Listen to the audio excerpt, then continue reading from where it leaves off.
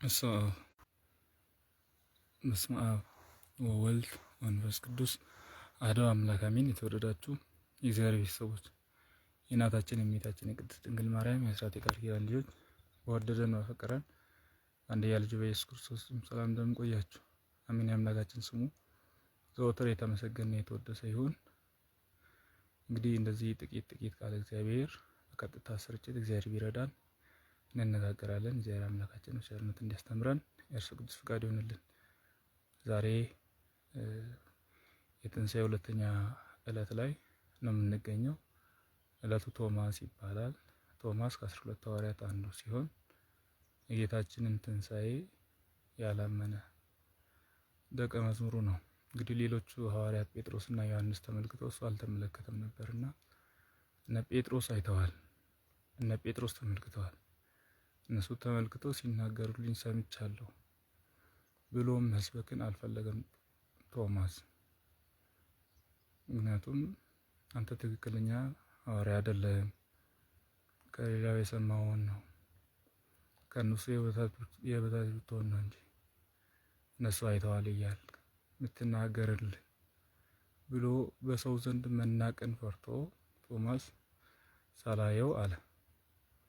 በዚህን ጊዜ ጌታችን አምላካችን መድኃኒታችን ኢየሱስ ክርስቶስ ሁሉም ደቀ መዛሙርት ከይሁዳ በቀር ፍጹም ትንሣኤውን እንዲያምኑ ይፈልግ ነበርና ድጋሚ ለሐዋርያት የተገለጠበትን ዕለት ታሳቢ በማድረግ ቶማስ በሚል ዕለቱን እንዘክራለን ማለት ነው።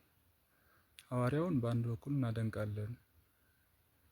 የምናደንቅበት ሰሚ ነኝ ከሚል አይቼ ነው የምሰብከው ማለቱን እናደንቅለታለን። ሁለተኛ ድክመቱ ግን እዳስሰዋለሁ ብሎ እጁን መዘርጋቱ ነው።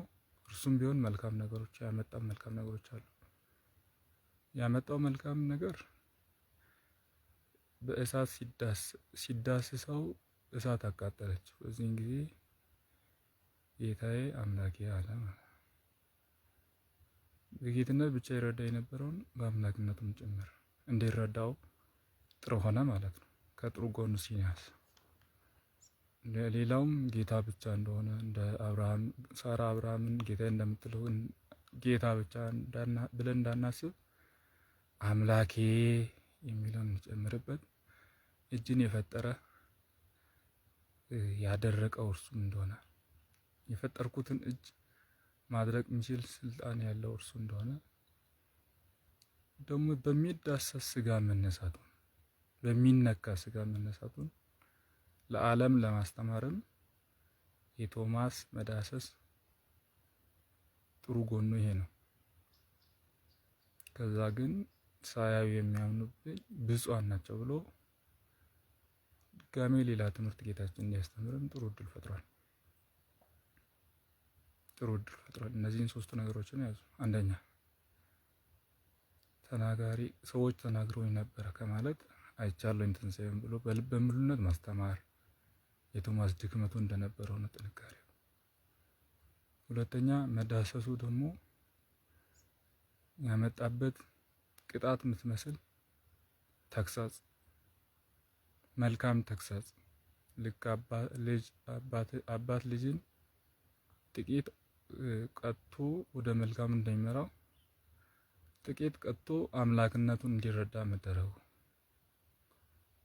ሶስተኛው ቶማስ ያንን ካለ በኋላ ጌታችን አምላካችን መድኃኒታችን ኢየሱስ ክርስቶስ ሳያዩ የሚያምኑብኝ ብፁዓን ናቸው ብሎ የሚመጣው ትውልድ ሳላይ አላምንም የሚል ጥያቄ እንዳያነሳ ልክ ሳናይ ስናምን አይቶ ካመኑት ጋራ እኩል ብፁዓን፣ ከእርሱ ጋር ከበሉት ከጠጡት ከሐዋርያት ጋራ እኩል ብፁዓን ቅዱሳን እንደምንሆን የተነገረልን ተስፋ ይህ ትልቅ ትምህርት ነው።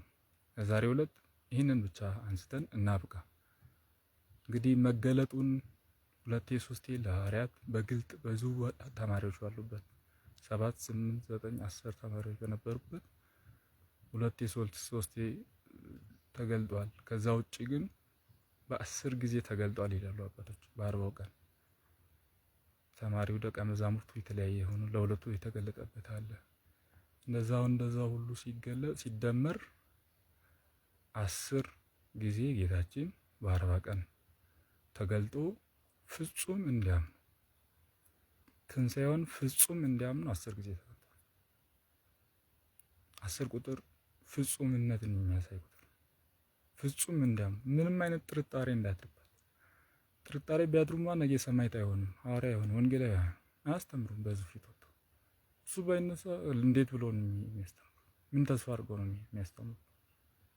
እሱ አስተምሮ ተሰቅሎ ሞቶ ተቀበረ፣ እሱ አልተነሳም ቢባል ምን ተስፋ አለ? ለዛ እርሱ እንደተነሳ ፍጹም አምነው ሐዋርያ አገልግሎታቸውን መከራ እየተቀበሉ እንዲጸኑ አምላካችን በተለያየ ሁኔታ ተገልጧል። ይህንን ቀስ ቀስ እያለን እለቱን ጥቂት ቃል እግዚአብሔር እንነጋገራለን።